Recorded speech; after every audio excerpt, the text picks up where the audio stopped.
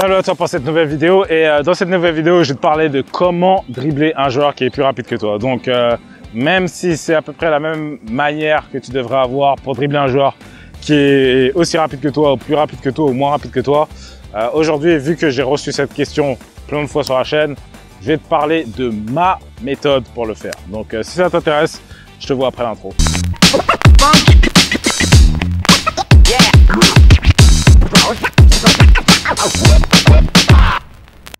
Ok, déjà pour préciser, il faut que tu te rappelles que dribbler un joueur qui est moins rapide, plus rapide ou aussi rapide que toi, c'est la même chose. Tu dois le dribbler. Donc ça, c'est la première chose. La deuxième chose que je comprends en fait, c'est que lorsque tu signifies qu'il est plus rapide que toi, c'est qu'est-ce qui se passe en fait après que tu l'aies dribblé. Tu n'es pas en train de me demander comment dribbler quelqu'un de plus rapide, c'est quoi faire en fait après que tu aies dribblé quelqu'un qui est plus rapide que toi, vu qu'il va te rattraper beaucoup plus vite que quelqu'un qui court aussi vite que toi ou quelqu'un qui court moins vite que toi. Déjà, premièrement, quoi faire après un joueur beaucoup plus rapide que soi, c'est déjà, tu dois l'éliminer complètement.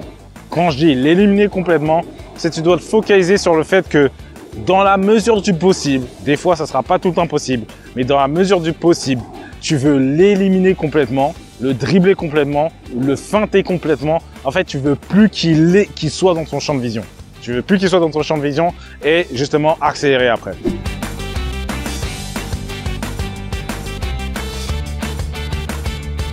Ça, c'est la première chose et le premier conseil que je vais te donner pour dribbler quelqu'un de plus rapide que toi. C'est que tu dois vraiment l'éliminer, que tu le dribbles totalement et qu'il ait du mal justement à revenir. Ça, c'est la première chose. La deuxième chose maintenant, c'est quoi faire après. Et ça, tu as plein d'options que tu peux utiliser. Tu peux ou faire une passe,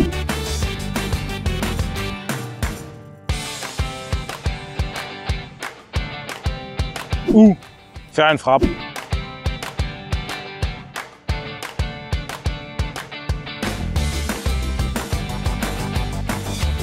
ou essayer de faire une 1-2, en gros lâcher le ballon.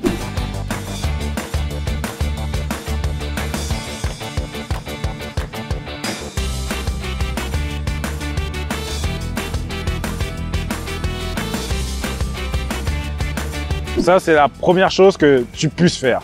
La deuxième chose que tu puisses faire, c'est si tu veux continuer à dribbler, c'est faire comme beaucoup de gens ils vont te le conseiller, c'est justement couper la course des joueurs beaucoup plus rapides que toi. C'est-à-dire que lorsque tu l'as dribblé, pam pam, tu l'as dribblé, t'accélères.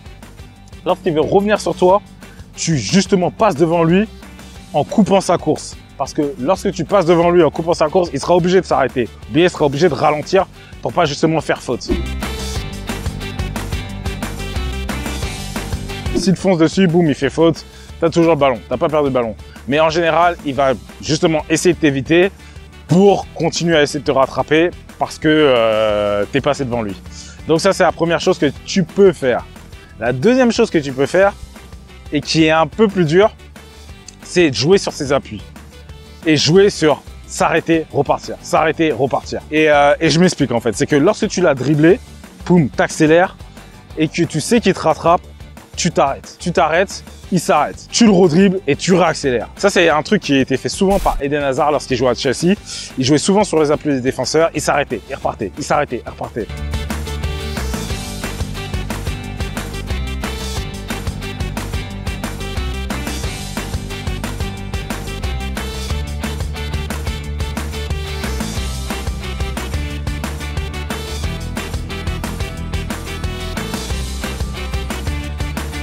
Et ça, c'est quelque chose que tu dois déjà de 1 maîtriser. Tu dois maîtriser, par exemple, déjà de 1 le dribble, les 1-2. Il faisait souvent des 1-2, donc il s'arrêtait, 1-2 et repart.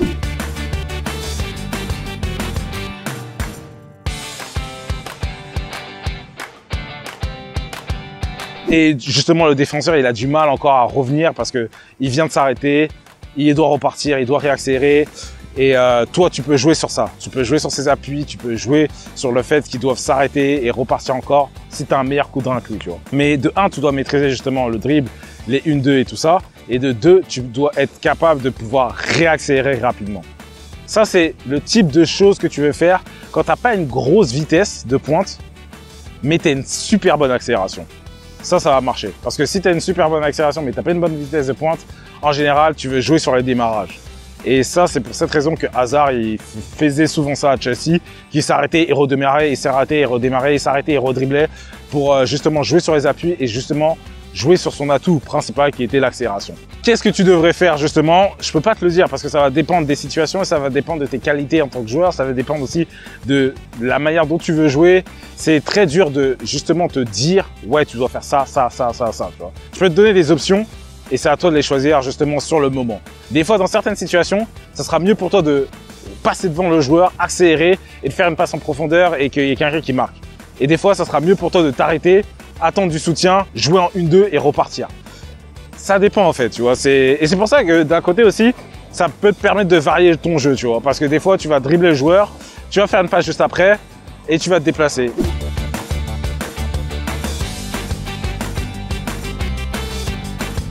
Ou des fois, tu vas dribbler le joueur, tu vas passer devant lui et tu vas continuer à dribbler.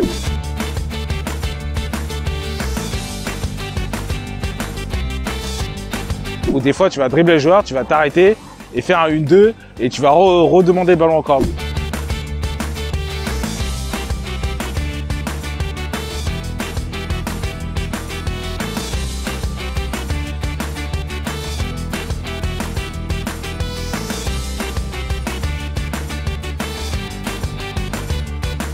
Donc, ça dépend, c'est en fonction de la situation, c'est en fonction de tes qualités aussi en tant que joueur. Si tu as une super accélération, s'arrêter et repartir, ça serait une très bonne option pour toi. Mais à savoir que des fois, certains entraîneurs, ils vont considérer que tu manges un peu trop le ballon, tu croques un peu trop le ballon. Et si tu perds le ballon, ça va pas bien se passer pour toi. Et donc voilà, faut un peu juger, il faut voir en fonction de tes qualités, en fonction de ce que tu sais faire et en fonction de ce que tu peux faire. Qu'est-ce que tu devrais choisir? Donc ça, c'est mes options que j'ai pour toi lorsque tu joues face à des joueurs qui sont plus rapides que toi. Si tu joues face à des joueurs qui sont plus rapides que toi, tu es surclassé, ou bien tu joues avec des gens plus grands que toi parce que tu joues avec tes amis ou quoi que ce soit, rappelle-toi ça, que tu as plusieurs options. Ou lâcher le ballon après avoir fait quelque chose. Donc tu le dribbles, tu frappes ou tu passes, ou bien tu continues à dribbler, mais tu continues à dribbler en passant devant lui, justement pour couper sa course et pour pas qu'il te rattrape facilement. Ou bien, troisième option, c'est que tu t'arrêtes et tu repars.